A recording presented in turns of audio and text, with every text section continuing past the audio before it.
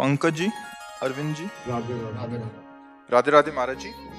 महाराज जी, आपको करोड़ों युवाओं की तरफ से कोटि कोटि प्रणाम, जो आपने करोड़ों युवाओं को सत मार्ग पर चलने का प्रेरणा दिया। महाराज जी, कभी कभी एकांत में अंतरात्मा से एक प्रश्न उठता है कि मैं कौन हूँ। और जब ये प्रश्न उठता है तब मेरे को ये शरीर अपना नहीं लगता। प्रश्न ये उठता है कि अगर मैं ये शरीर नहीं हूं तो आखिर मैं कौन हूँ, यहाँ क्यों आया, और अगर भगवान का सुमिरन करना हमारे जीवन का उद्देश्य है तो फिर ये व्यवसाय, व्यवस्थाएं एवं दुनिया की चकाचौंध क्यों बनाई गई। पहली बात तो धन्यवाद है आप लोगों का कि आप बात मान रहे हैं। नहीं, जीवन में सबसे उन्नति का प्रथम लक्षण होता है शास्त्र और संत जनों, गुरुजनों की वाणी को मानना। सबसे बड़ी बात होती है, क्योंकि जीवन का जो परिवर्तन होता है, या तो असत वार्ता से तो कुमार्गगामी और सतवार्ता से तो सन्मार्गगामी। दोनों में वार्ता ही प्रधान होती है। जब हम गंदा संग करते हैं तो दुर्गति हो जाती है, अच्छा संग करते हैं तो सदगति हो जाती है। तो उसमें प्रधानता आपकी हुई, इसलिए सबसे बड़े धन्यवाद के पात्र वो सब हैं जो बात मान रहे हैं। और दूसरी बात, ये जो बात हृदय में आती है कि मैं कौन हूँ, पढ़ के ही सही, सुन के ही सही, पर ये बहुत बढ़िया बात है, क्योंकि अपना परिचय मिला नहीं, पूरा जीवन व्यतीत हो गया, तो हम दूसरे का परिचय क्या जानेंगे या भगवान का परिचय क्या जानेंगे। जैसे लोग कहते हैं ना कि भगवान को तो हमने देखा नहीं, तुम कैसे विश्वास करेंगे भगवान है। तो क्या आपने अपने को देखा है क्या? ये शरीर तो आप है नहीं, पक्की बात है। आप चाहे मानिए न मानिए, आप देखते हैं जब अंदर से भगवान अंतर ध्यान हो जाते हैं तो शरीर को आप फूंक देते हैं, गाड़ देते हैं मिट्टी में, समाधि दे देते हैं। इससे कोई प्यार नहीं करता है, वो केवल माया के कारण ऐसा लगता है ये प्यारा है, वस्तुतः कोई प्यार नहीं करता। वो जब प्यारा अंतर ध्यान हो जाता है तो इसका कोई आदर नहीं होता शरीर का। इसका हम जो भगवान के अंश हैं, परमात्मा के अंश हैं, चिदानंद, जितना कुछ तुम्हें दिखाई दे रहा है, सुनाई दे रहा है, सोच समझ में आ रहा है, ये सब मायाकृत है। मैं और मोर तोर तय माया, जेह बस कीन्हे जीव निकाया, गो गोचर जहां लगु मन जाई, सो सब माया जानो भाई। माया का ऐसा कुछ रूप समझो जैसे कई तरह का शीशा का एक महल हो। शीशा कई तरह के नहीं होते, एक में बिगड़ा मुंह दिखाई देगा, एक में सुंदर, एक में भयानक, एक बड़ा, एक ऐसा। ऐसे समझ लो एक भवन शीशे का है जिसमें केवल आप ही आप हैं, और उसमें आपके हजारों रूप है। कोई बिगड़ा रूप है, कोई सुंदर रूप है, कोई छोटा रूप है, कोई बड़ा रूप है। वैसे एक ही परमात्मा इस माया रूपी शीशे कारण कहीं मनुष्य, कहीं स्त्री, कहीं चर, कहीं अचर, कहीं बुरा, कहीं महात्मा, कहीं उत्तम, कहीं अधम, वो दिखाई दे रहा है नहीं। जैसे उस शीशे के भवन से हटाओ तो असलियत में उसका जो रूप है तब समझ में आएगा। शीशे के भवन में तो एक ही करोड़ों रूपों में दिखाई देगा। ऐसे ही एकोहम बहुश्यामा वेद कहता है, वही परमात्मा अपने आप को बहुत रूपों में करके खेल रहा है। सब संतों ने ऐसा ही अनुभव किया, घट घट में वही रमा हुआ है। आप जो अपना अस्तित्व मान लिए हैं तो वो शरीर के अंतर्गत माने हुए। आप देखो, जैसे आपसे आपका परिचय पूछा जाए तो वास्तविक बात है कि आपके दिमाग में आपको इसी का परिचय है नहीं। अभी तक आप अपने को नहीं जान, भगवान को कैसे लोग जान पाएंगे? तुम अपने को मानते हो ना कि तुम हो, लेकिन तुम जानते हो क्या अपने को? देखा है, समझा है? कोई दर्पण ही नहीं पैदा हुआ ऐसा आज तक सृष्टि में जो आपका प्रतिबिंब दिखा सके। वो केवल ज्ञान के द्वारा है, गुरु वाणी के द्वारा, गुरु के वचनों के द्वारा। अज्ञान तिमिरांधस्य ज्ञानांजन शलाकया चक्षुरुन्मीलितमेन तस्मै श्री गुरुवे नमः। वो किसी दृश्य का स्वरूप नहीं है कि हम उसे देख सकें, वो मैं ही हूं। वो इंद्रियों के द्वारा देखा नहीं जा सकता, क्योंकि इंद्रिय हमारे करण है।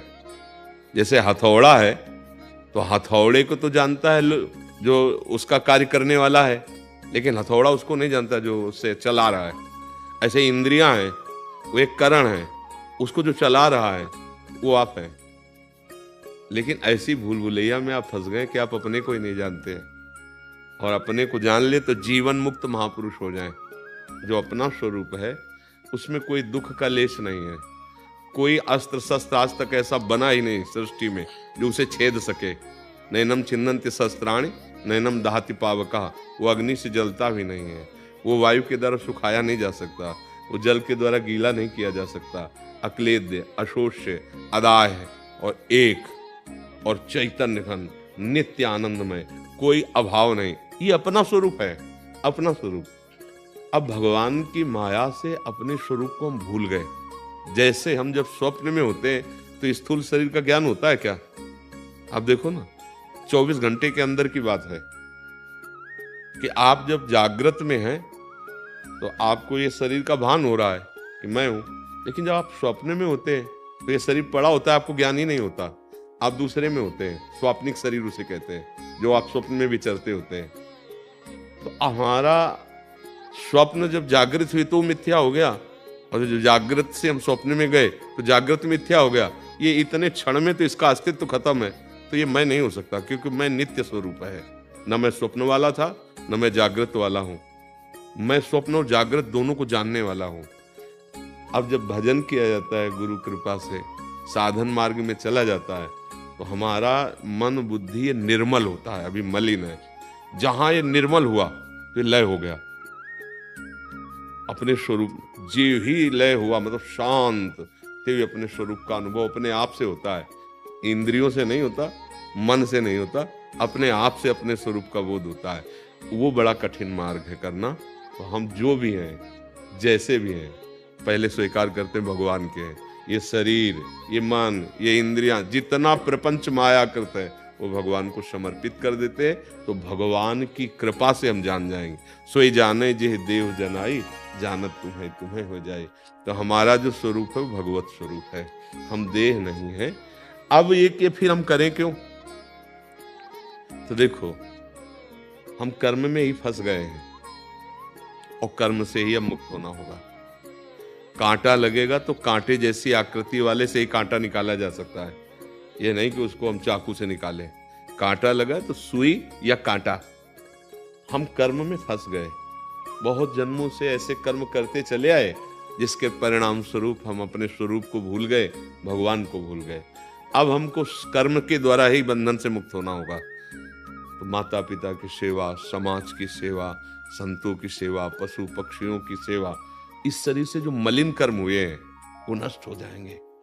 और हमारा जो जन्म हुआ है वो भगवान की प्रसन्नता के लिए हुआ है कि हम भगवान को प्रसन्न कर लें।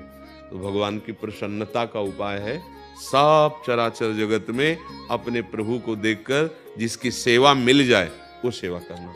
चाहे पत्नी हो, चाहे पुत्र हो, चाहे रिश्ते नातेदार हो, चाहे पड़ोसी हो या कोई भी हो, सब में मेरा भगवान विराजमान है, इसलिए मुझे सेवा करनी है। जो आपको भगवत प्रसाद स्वरूप से धन मिल जाए, भोग सामग्री मिल जाए, उसे सेवा में लगानी है। अपने को भोक्ता नहीं मानना है तो आप निकल जाओगे। और अपने को भोक्ता मानकर समाज का भोग करने की भावना जो है, यही हमारी दुर्गति का कारण है। तो ये माया प्रपंच तब तक बाधक है जब तक भोगने की भावना है। अगर सेवा की भावना है तो फिर बाधक नहीं है। भगवान को कोई कर्म करना नहीं है, लेकिन वो भी जब अवतार लेते हैं तो आप देखो चरित्र पढ़कर भगवान सारे कार्य करते हैं ना, क्योंकि भगवान को तो कुछ प्राप्त करना नहीं है, वो तो सब कुछ वही है, पर वो करते हैं ना कर्म। ऐसे हमको कर्म करना है, निष्काम भाव से फल की आशा का त्याग करके समाज को सुख, भगवान को सुख, माता पिता को सुख पहुंचाने की भावना, इससे मुक्त हो जाओगे। हम फंसे सुख लेने की भावना में। हमसे जितनी गलतियां आज तक हुई हैं या आगे होंगी, वो सुख लेने की भावना में ही। आप देखो, पकड़ो इस बात को, कोई भी पाप होता है सुख लेने की भावना से होता है। सुख देने की भावना अगर आपके अंदर आ जाएगी तो पाप कर्म नष्ट हो जाएंगे और वही कर्म आपको भगवत प्राप्ति करा देगा। बस हम भगवान की आज्ञा के अनुसार चले, अर्थात जो शास्त्र हैं, संत जन हैं, उनकी आज्ञा के अनुसार चले। मनमानी आचरण छोड़ दें तो इस बंधन से मुक्त हो जाएंगे। गंदे कर्म करने से शरीर भाव पुष्ट होता है और भागवतिक अच्छे कर्म करने से ये शरीर भाव नष्ट हो जाता है और स्वरूप बोध होने लगता है। दोनों कर्म है। एक है बांधने वाला और एक है मोक्ष वाला। तो अगर हम मुक्त कर्म करें, मुक्त कर्म का मतलब तो दूसरे को सुख देना। देखो हम फंसे, कोई भी कार्य ऐसा नहीं करते जिसमें अपना सुख लक्ष्य ना हो, यही बंधन है। और जब यही ज्ञान हो जाएगा तो वास्तविक आपको चाहिए ही नहीं। जैसे समुद्र है, अगाध जलराशि है, उसको किसी गड्ढे से कोई मतलब है क्या?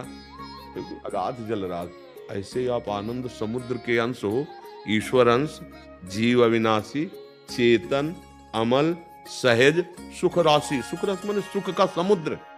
आपको सुख चाहिए, गंदे आचरणों से सुख चाहिए, ये गलती हो गई। देहाभिमान से हम भूल गए अपने आप को और इसमें फंसते चले गए।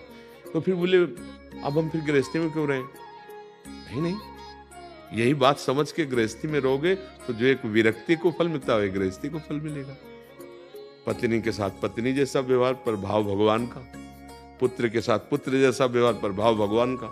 मुक्त हो गए। बस भूल मिटानी है, सही माने में भूल मिटानी है। हमसे बड़ी भूल हो गई शरीर भाव में आकर गंदे आचरण करके, तो हमारा मन मलिन हो गया, हमारी बुद्धि मलिन हो गई। अब दुख भोग रहे हैं हम।